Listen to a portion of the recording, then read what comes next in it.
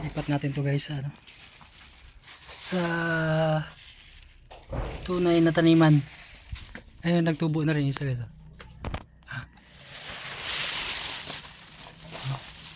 Kala ko hindi na magtubo, nagtubo rin pala. So ilipat natin sa lupa. Pero malayo ang biyahe na to. Lipat natin siya sa 56 kilometer ang layo. Sige, sige.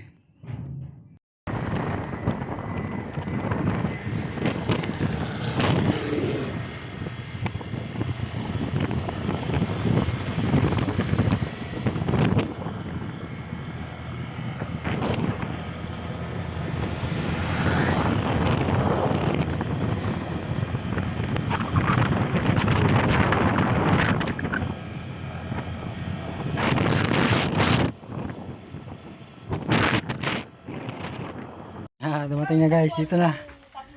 Nandito na sila, oh. Diyan na lang itatanim nila dyan.